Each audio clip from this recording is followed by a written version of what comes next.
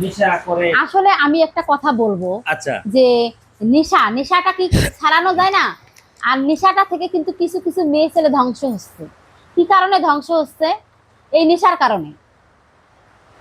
আচ্ছা, কি হচ্ছে সেটা বলবেন, সমাজে কি দেখেন, হচ্ছে? সমাজে নেশা করে, রাস্তাঘাটে পড়ে আছে কিছু কিছু নেশা করে।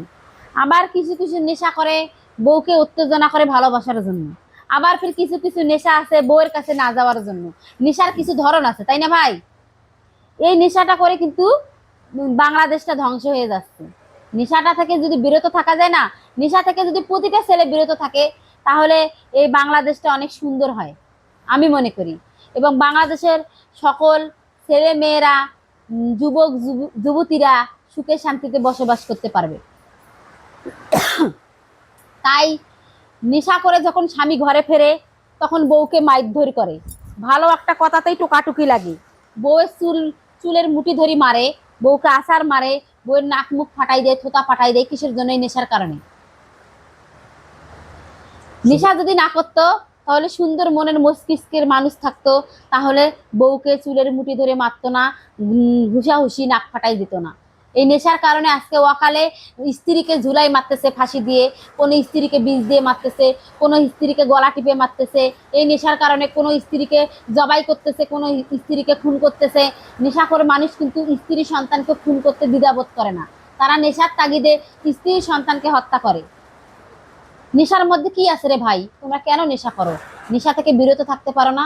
আসলে যত ভাই বন্ধুরা ফ্রেন্ডরা আমাকে দেখতেছো, তোমরা নেশা থেকে বিরত থাকবে। নেশা এমনই ভয়াবহ, এমনই ভাইরাস জিনিস, যে একজনের প্রাণ কেড়ে নিতে দ্বিধা করে না। এমনও কি নেশা সংসারে ঢুকলে সংসারটা তছনছ হয়ে যায়। আর একটা সাজানো গোছানো সুন্দর সংসার এই নেশার কারণেই ধ্বংস হয়ে যায়। এক নেশাগ্রস্ত লোক, একটা গল্প ছিল, এক নেশাগ্রস্ত লোক সংসারে ফেরছে, না, বউকে গল্প বলতে বলছে। কি আপনার জীবনের গল্পটা বলেন, আপনার জীবনের। জীবনের গল্প বলতেই আমাদের পাশের গ্রামে আমি দেখেছি, আমার এক চাচা ছিল, সে নেশা করছিল। সে নেশা করে ঘরে ফিরছে, চাচিরে বলছে, এ বউ, আমার না খিদা লাগছে, আমার মাথাটা বন বন করতেছে, তুই কিছু চাল চাল ভেজে নিয়ে আয়, আর হলো চা করে নিয়ে আয় এক মগ। তো বউটা, ছোট বাচ্চা তো, বাচ্চা কান্না করে, সারা রাত ঘুমাতে দেয় না, একটু চোখ বুঝতে শুয়ে বাচ্চাটাকে নিয়ে। তখন কি করলো, সে চাষিটা চা রান্না করলো না, চাল ভাজতে গিয়ে চালটা একটু পোড়া লাগলো, চাটাও রাখতে পারেনি। এই জন্য কি করলো, পুরুষটা গিয়ে ছোড়া দিয়ে বাচ্চাটার হাত দুটা কেটে দিল এবং পা দুটা কেটে দিল। লাস্টে বাচ্চাটার গলা টিপে শ্বাসকষ্ট দিয়ে বাচ্চাটাকে মেরে ফেললো। অথচ পুরুষটার নিজেরই সন্তান, আমার চাচাটার নিজেরই বাচ্চা, বাচ্চা মেরে হাউ হুতাশ খাচ্ছে। আমি কি করলাম, আমি কি করলাম? নেশা যখন কেটে গেছে। তাহলে ভাই দেখেন, নেশা জাতীয় জিনিসটা কি? একটা সন্তান সামান্য একটু চা নাস্তার জন্য, চায়ের জন্য, নাস্তা বাদ দিলেন, শুধু একটু চায়ের জন্য চাষিকে পিটনি দিল এবং বাচ্চাকে খুন করলো। তাহলে নেশা জিনিসটা কত ভয়াবহ ভাই! তাহলে আমরা কেন নেশা করব?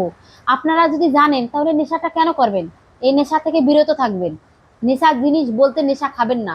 এমন হয় সিগারেটের সাথে মানুষ নেশা করে, মদ পান করে, জুয়া খায়, ইয়াবা খায়, ফেন্সিডিল খায়।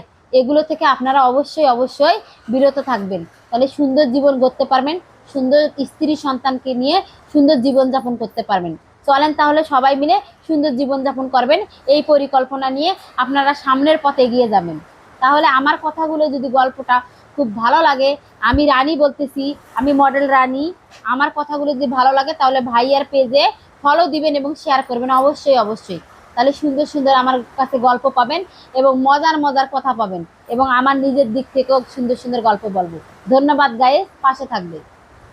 তো দর্শক, আসলে নেশা নিয়ে যে কথাটা বললো আপু, এটা কিন্তু সম্পূর্ণ বাস্তব একটা কথা। নেশাখোর লোকেরা কিন্তু কোনো দিকে কোনো কিছু হুঁশ থাকে না তাদের। তো নেশা খায় সংসারও তছনছ হয়ে যায়। নেশা খাতে গেলে হয়তো এরা ঝগড়া গন্ডগোল, এরা বন্ধুত্বের মধ্যে একটা ফাটল সৃষ্টি হয়। তো যাই হোক, এই নেশা থেকে আমরা বিরত থাকার জন্যই আজকে আপু যে কথাটা বললো, এটা সবাই একটু মেনে চলার জন্য আমরা মানে মেনে চলতে পারে এইরকম একটা আমরা প্রতিজ্ঞা করি। আর যদি আপুর এই কথাটা সবার ভালো লেগে থাকে, অবশ্যই আপুর কমেন্টে জানাই দিবেন। আর আমাদের পেজটি অবশ্যই ফলো করবেন। ধন্যবাদ সবাইকে।